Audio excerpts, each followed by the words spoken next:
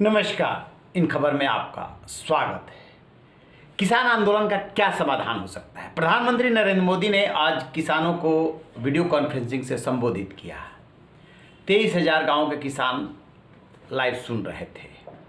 उसमें उन्होंने लगभग 1 घंटे के अपने भाषण में एक एक करके सभी सवालों का जवाब देने की कोशिश की कि किस तरीके से तीनों कानून किसानों के फायदे में हैं और मोदी सरकार आने के बाद क्या क्या किसानों के लिए कदम उठाया गया। खैर, हर सरकार का वो काम होता है कि अपने कामों को गिनाए और विपक्ष का काम होता है कि उसको नकारे।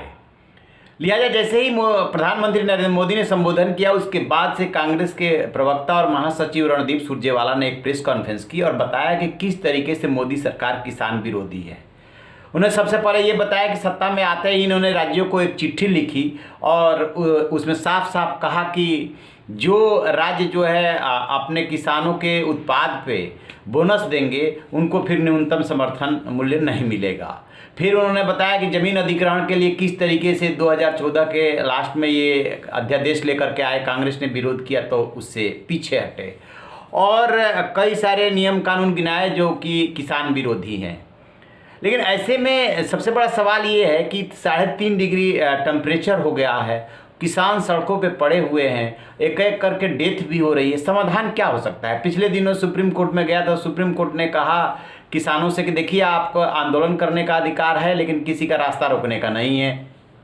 सरकार से कहा कि इस कानून को पेंडिंग रखा जा सकता है, क्या इसे वापस लिया जा सकता है, क्या इस पर सरकार सोचे। तो जो सॉलिसिटर जनरल थे उन्होंने तुरंत कोई जवाब नहीं दिया, कहा कि सोच करके और पूछ करके बताएंगे क्या रास्ता हो सकता है। देखिए, हुआ क्या है कि किसानों के लिए और सरकार के लिए, दोनों के लिए धीरे धीरे ये प्रतिष्ठा का सवाल बनता जा रहा है। हालांकि प्रधानमंत्री नरेंद्र मोदी ने आज हाथ जोड़ करके ये बोला कि आप पॉलिटिकल पार्टी से कि आप किसानों को भ्रम में न डालिए, ये पूरी तरह से जो कानून है वो किसानों के फायदे में है।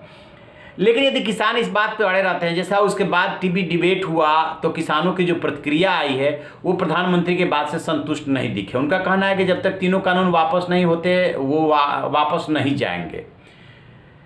तो बात होने लगी, एक्सपर्ट से जब बात हो रही है तो एक रास्ता निकलता हुआ सा दिख रहा है। आपको याद होगा कि जब सुप्रीम कोर्ट ने ये प्रस्ताव दिया किसानों को और सरकार को पहली सुनवाई में, तो योगेंद्र यादव ने एक ट्वीट किया था कि सुप्रीम कोर्ट क्या कर सकता है, किसी कानून को संवैधानिक और असंवैधानिक घोषित कर सकता है। कोई कमेटी गठित करके रास्ता निकालने का काम सुप्रीम कोर्ट का नहीं है, ये सरकार और किसानों के बीच का मसला है।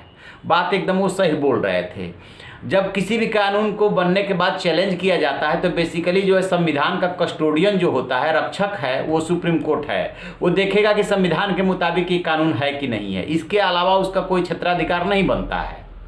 लेकिन जब ऐसी समस्या हो जिसमें कि वो अपने क्षेत्राधिकार से जो उसको स्पेशल अधिकार मिले हुए है उसके तहत बाहर भी जा सकता है कि कैसे ये आंदोलन खत्म हो, तो विशेषज्ञ ये बता रहे हैं कि CAA को लेकर के जो इतना बड़ा आंदोलन चला, कोई भी कानून जो बनता अभी तक वो लागू नहीं हुआ है। कोई भी जो कानून बनता है तो कानून बनने के बाद राष्ट्रपति जैसे ही साइन करते हैं तो कानून बन जाता है, नोटिफाइड कर दिया जाता है उसको।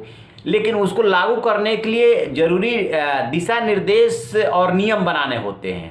जब तक वो दिशा निर्देश और नियम नहीं बनते हैं तब तक कानून कैसे लागू होगा, प्रैक्टिकली वो नहीं लागू हो सकता। यही हुआ है CAA के साथ। CAA के लिए अभी तक नियम बने ही नहीं हैं, दिशा निर्देश बना ही नहीं। तो एक्सपर्ट्स का मानना यह है कि जो सुप्रीम कोर्ट ने यह कहा है सरकार से कि आप इसको लंबित रख सकते हैं क्या, इस पे सोचिए, तो वो सुप्रीम कोर्ट जो है बीच में ये कह सकता है कि तब तक जब तक इस पे सुनवाई चल रही है आप नियम और जो दिशा निर्देश है वो रुक जाइए, मत बनाइए। तो वैसे ही पेंडिंग है। तो इससे किसानों के क्या है कि किसानों की भी बात रह जाएगी कि कानून लागू नहीं हुआ और रास्ता पहले निकालिए मिल बैठ करके, और सरकार के भी बात रह जाएगी कि कानून को वापस नहीं लेना पड़ा। जब तक वो दिशा निर्देश और नियम नहीं बनेंगे तब तक कानून लागू नहीं होगा।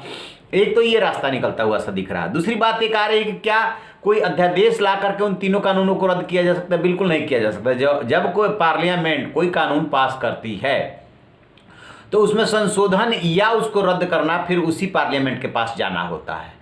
तो मिला जुला करके जो एक्सपर्ट्स हैं, कानून के जानकार हैं, संविधान के विशेषज्ञ हैं, जो जुडिशियरी के भी अधिकार क्षेत्र को समझ रहे हैं, उनका यही मानना है कि सुप्रीम कोर्ट जो बोला है वो यही संभवतः उसके दिमाग में है और वो चाहे तो ये रास्ता निकाल सकता है कि तब तक आप इसको लंबित रखिए। अब देखते हैं कि आगे क्या होता है। जैसे कोई अपडेट मिलेगा आपसे साझा करेंगे। आप रहिए न बेखबर, देखते रहिए इन खबर। Thank you. इन खबर चैनल को सब्सक्राइब करें।